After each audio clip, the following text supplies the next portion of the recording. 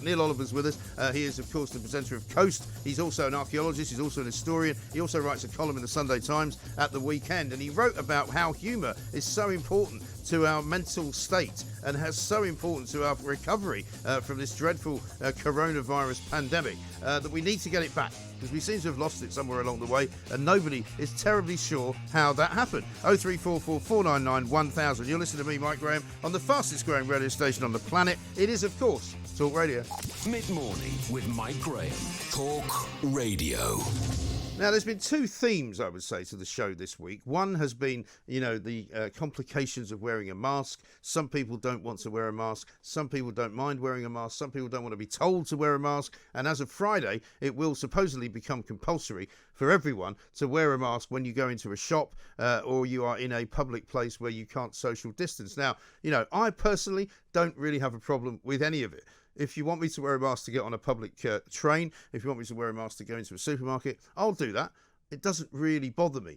The people who say that they don't want to do it seem to be absolutely certain that it's some kind of mad plot to control everybody and to stop people from identifying one another and communicating with one another. I'm not sure that's true. But let's talk to Neil Oliver, who wrote a fascinating piece at the weekend, as ever, about humour and about how he was once at a Billy Connolly concert and he was almost completely incredulously incapable of doing anything but laugh uproariously. Neil, a very good morning to you. Welcome back. Hello, Mike. Good to see your happy, smiling face again. Well, listen, I'm sort of fairly irrepressible when it comes to having fun and laughter, because I refuse to take life too seriously. I refuse not to make fun of things, and I refuse not to laugh, really. But your piece was right to say that we do seem to have collectively lost our sense of humour. I think, obviously, we've been in for months, a serious situation. But unfortunately, it's as a kind of a collateral symptom. It seems to have been a kind of a new Puritanism, I would say. We've been encouraged to be terribly po-faced and terribly serious about everything at all times. And obviously, there are the sort of new ideologies or versions of ideologies have kind of surfaced, in amongst all the hot feelings and all the hot tempers, and to speak out against any of that is being stamped upon very viciously. Certain ideas and creeds that are out there now are being revered as new religions that have appeared so spontaneously and so rigidly formed in what has really been mostly a secular society, and people are being terribly careful not to say the wrong word, just to trot out dogma, just to say the things that they think will get them the pass to the rest of their lives and to be able to go about their business unmolested. And there's definitely been a lack of humour. What passes for comedy on mainstream television at the moment, I would say, is risible in the very worst sense of the word. It's pompous, censorious sermons, sneering at various sections of the society. I don't feel inclined to laugh about it. I've found that I've had to go mining for contraband, on YouTube and other platforms, looking for the humour of the past. You mentioned Billy Connolly. Yeah. Me, partly probably because of my upbringing and whatever. I revere Connolly as one of the funniest human beings ever to draw breath. Yeah.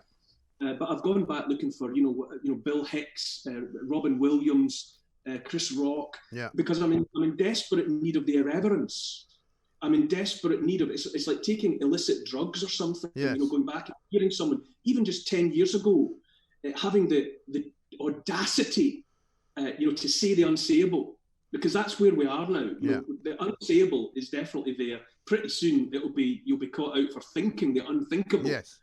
And I'm desperate for those people that just stood alone on a stage or in a public square, if you like, and just said what everybody was thinking, even though they didn't realise they were thinking it. Right. Well, this is why Ricky Gervais, I think, for me and for an awful lot of people, is such a breath of fresh air, because he actually said, when he was being interviewed on Talk Radio last week, I think it was, he said, well, luckily for me, he said, I'm so rich now that I can't actually be cancelled. So I just say what I want because I don't need to work anyway. And I mean, it's a terrible admission that he has to make. But when he stands up and does those comparing jobs in Hollywood and absolutely rips the mickey out of every single millionaire sort of, virtue signalling actress and actor sitting there, it's an absolute joy to behold.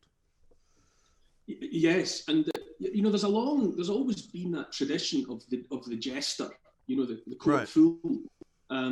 It's difficult actually to analyse the truth of it. We've been sort of raised to believe that the kings in the medieval period kept a man or a woman who was their jester, and that they could say anything and even make a fool of the king or the queen and be, you know, free from any kind of consequences. Yes. If you interrogate the available literature, it's difficult to tell exactly the extent to which that was true. Although Samuel Pepys in his diary certainly says something similar about there being, you know, that potential. But even if it wasn't the case in the medieval period, we have certainly assumed that as the right idea. And we absolutely 100% need to have among us those who, whether it's, you know, you're saying Ricky Gervais says he's insulated by wealth, but in any event, we need people who are in some way empowered to say what some people are thinking, you know, without fear of being taken to the stocks or to the guillotine, to be humiliated or beheaded. It has to be there because we know it's something that's as old as our species. I mean, even chimpanzees get the joke, you know, when their great leader, you know, trips over a branch and falls on his face. Right. You know, there's a kind of a form of laughter that goes on, and the continued success of that leader is partly dependent upon his ability to show that he can take the joke. Yeah. And one of the things that we also, and one of the things that we know, Neil, about sort of, you know, very oppressive regimes is one of the first things that they do, whether it's Saddam Hussein or Vladimir Putin or in North Korea, is that they outlaw anybody making fun of the great leader. You can't do it. They make it illegal. Yeah, and we know, we all of us know, it's funny the kind of almost instinctive understandings that we all have about the right and fair way to do things. And we know that because it's in the stories that go back into the distant past where we don't really know where some of them come from. You know, the idea of the emperor's new clothes, you know, where the guy appears naked. Yeah. But everyone's so terrified of him that they're indulging him in this notion that he's wearing the most expensive suit of clothes that anyone ever had. And it takes a little boy to just point the finger and say, yeah, but he's naked and you can see his bits. Right. And then the whole thing falls apart. We know that we need this. It's an absolute vital corrective and safety valve to be able to burst the bubble of pomposity. And for us all, even in the darkest times, whatever, you know, during the blitz of World War II in London or in other desperate times, what do we know? It's that ability that the light of humour must never be extinguished. Yeah. If you lose that, then we've really lost. You can lose so much. You know, you can lose your name, you can lose your reputation, you can lose your house and all the rest. But if you lose that ability to see the ridiculousness of a situation and indeed the ridiculousness of ourselves and other people, then that's when the light goes out and that's when we're really in the dark. Yeah. I mean, can you sort of narrow down, do you think, when we did lose this sense of humour that we had? Because you and I have spoken about this before, this kind of creeping, you know, thought police situation that's been going on in this country for, say, the last couple of years, but over maybe the last 5 years, because it seems as though even just 5 years ago, we were much freer to say what we wanted. It's difficult to point at a time or a date, isn't it? I think we always did have things that we had words and insults and certain things that we understood we wouldn't say. You know, there are the things that we sort of collectively arrived at that we thought were just unsayable. Yeah. But in the last few years, there seems to have been a significant switch where there are now things that we are being compelled to say.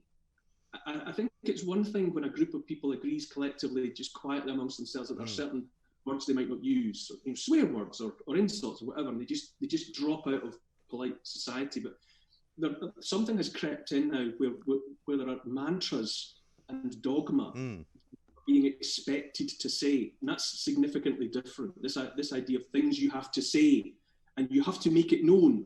It's not enough just to think them. You have to signal that virtue by, at the first or any opportunity you get in the public space, to say certain things, so that the mob will accept you as neutered and not a danger, and not likely to challenge this new faith. we know this. We're aware of the fact that, if when you take away organised religion and instead of people believing in nothing, they will believe in anything.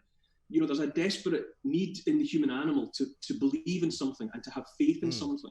Yes. And so we have to be very careful, because lo and behold, in the last just a few years, these dogmatic positions have just swept in like a tsunami and engulfed us all.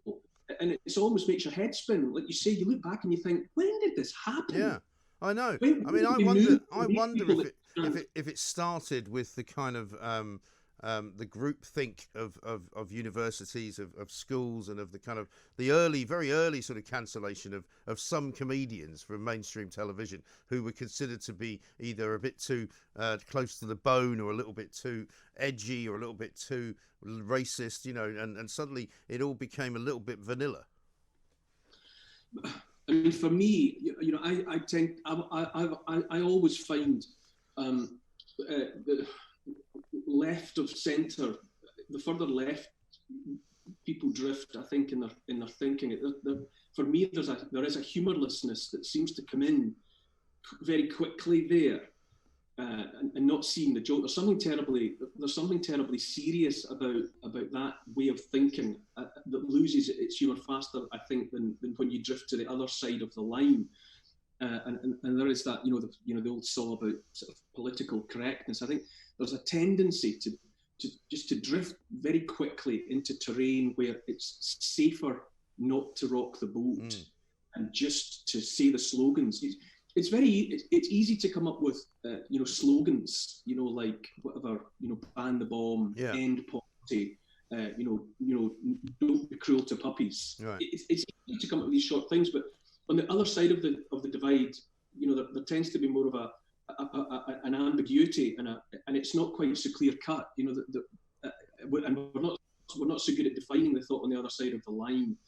But once humour starts to drift, into that kind of self-righteous manifestation of a leftist ideology, I always find it a bit joyless. Yes. And I'm aware of a joylessness generally. There's a joylessness in Scotland at the moment. It's no surprise. It's never been any surprise to me that during the Reformation, Calvinism, that most austere form, that origin story for the Puritan faith, it did very well in only a few places, and one of them was Scotland. There's a running gags, there always have been in the Scottish psyche about you're not here to enjoy yourself. And the idea that the old joke about the Puritans banning stand-up sex in case it led to dancing. Right. There's all these lines that come out of a joylessness. There's a lack of joy that is soul sapping. J.K. Rowling wrote about it for children in the form of the Dementors that are throughout the Harry Potter books. These presences that suck the joy out of everything. Right. Take every happy memory from you, every pleasure in food, the pleasure of friends. There's a joylessness, and we have to be awake and alive to it because it's there. Yeah. There are forces out there ready to make us miserable, because a miserable, sad population, I think, are just more inclined to do what they're told. Yes. You need the irreverence of people that are ready to stand up and say, do you know what? Do you know where you can take and stuff your bright idea? I'll tell you. You need that. Because it's almost as like, I mean, I'm very conscious now, particularly when I'm out in London, post this kind of pandemic and post the lockdown. You're very conscious of being sort of quite careful what you say that people might overhear you saying, because there is this kind of almost Stasi-like factor going on where people who say, look at you and see that you're making fun of something are almost, disapprovingly looking at you and saying, why are you not taking life seriously? We're in the middle of a pandemic. Why are you not miserable? Why are you not suffering? Why are you not feeling sympathy for the people who are having a bad time? And it's like they don't want you to have a good time, as you say. By all means, people could, you mentioned the column that I wrote in the Sunday Times. Well, if you go in, the Sunday Times tweeted out the link to it, and if you go in and look at the tweeted responses to it, and indeed it comments to the article itself, I mean, I got more of the usual torrent of vicious bile, for having had the temerity to suggest that a good laugh might be in order. Yeah. But you at the start, before we started talking, you were mentioning how you were feeling about the mask and the wearing of the mask. And I broadly am in the same territory as you. I haven't been going out much at the moment. There's one food shop that I walk into and I cover my face with a buff, and I just abide by the, what is this the stated regulation at the moment. And I don't know, I'm no scientist. I read the stuff where some say there's no need for masks, and then I read the other side who say, yes, we absolutely do need masks, and I don't have a clue. So that, I'm just doing what I'm told at the moment. But I think what's important is that we must pay attention that there will be consequences. There will be consequences for people. The mask solution might be there until there's a vaccine, and the vaccine could be months or who knows, could be years away. Yeah. And so we might be looking at wearing masks in this way for a long time. And we have to think about what it would be like for young children, growing up in a masked world, and adapting to that. Because as a species, we've learned over millions of years to read faces. Yeah. It's what we do. And when you go out, partly why I'm staying away from places that I know will be masked is because I don't like not being able to read a face. When I say something, you can't tell from someone's eyes if they agree, if they're happy, if you've made them laugh, if you've inadvertently offended them. Yeah. You catch those visual cues in nanoseconds, and you can modify what you're saying, and that's all part of the clever skill of successful communication. And I think as well, Twitter and social media have encouraged people to be very, very cruel, because the target of their abuse, they can't really see them. Right. They're not really there. And I think masking has some of that potential to take away the human reality of the person you're addressing your comments to. If when you send a cruel tweet, you don't see the hurt. Right. Instantaneously. If you say a cruel thing to a person's face, you see the impact as if you've slapped them. It's instantaneous. So if people are wearing masks all the time, I think there will be an increasing coarseness of the way we speak to one another, because we won't be getting those cues.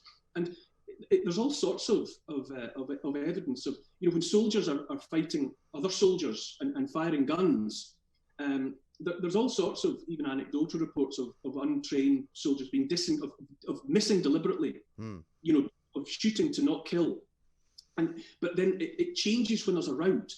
When one side breaks and turns its backs and starts to run away, it's always been from hundreds of years ago. In the rout is when the real cruelty starts, the real inhumanity, because you're now firing at people's backs. You can't see their faces, and for want of seeing their faces and their expressions of humanity, it's easier to treat them as lumps of meat. Yes. And crueler to them. So I think I'm not saying don't wear masks or wear masks. I'm just saying we have to be sensitive, especially with children, I think, who are still in the process of learning how to read their fellow citizens. There will be consequences that we have to be careful of. The act of, we talk about face-to-face meetings, and people say you can't do it all on Zoom or on Skype or FaceTime, because you want face-to-face time. We've absorbed over thousands of years the absolute necessity to look at each other's faces and to see them. And standing in front of someone, the fact that we as a species stand on our hind legs and expose all of our softest places, our vital organs, and indeed our faces to whoever it is that we're dealing with, is an act of profound trust and profound bravery. To stand, animals stay down on their four legs with their faces down to the ground because it's a protective position. But to stand up and hold your head up high and look out at the world and meet other people face to face, and that's what we talk about all the time, is foundational to what makes us treat each other as human beings. And similarly as well, the touch of another human being, whether you're shaking hands with them or whether you're embracing them, whether it's just a greeting of some kind or another. I think it's been quite difficult for a lot of people who haven't been able to do that, not only with their friends, but even with members of their own family, that they haven't been able to go and give their mother a hug or something. I think maybe this, all in all, I think some of this, if we're optimistic about it, and we take an optimistic line, we can see some of what's been happening as an important corrective, an important reminder that, in the last 20 years, our machines, the computers and the technology have got so quick and so fast, and they read us. The retail sites online, they understand you better than you understand yourself, and they send you adverts for the next thing and all the rest of it. So we've been lulled into this feeling of, the machines are doing it all for us. And I feel at all times we have to be so mindful of the necessity to remember that we're still the simple creatures that we were 200,000 years ago when our ancestors hunted mammoths.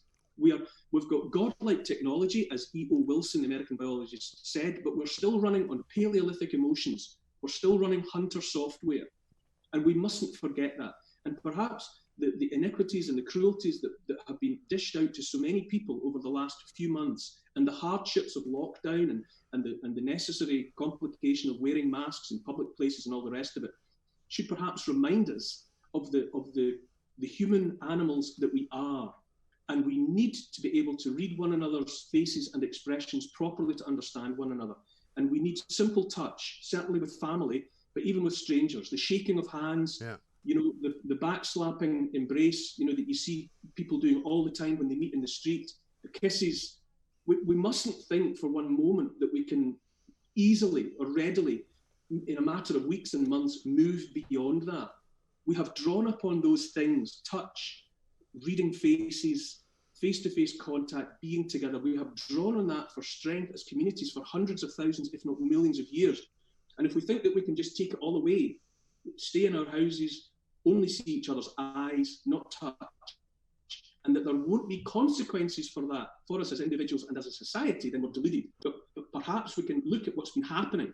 Everyone looking around and saying, God, it's like we've walked through a door into a parallel universe where everything looks the same, but it isn't. Right. Well, all things that aren't the same are the lack of humanity.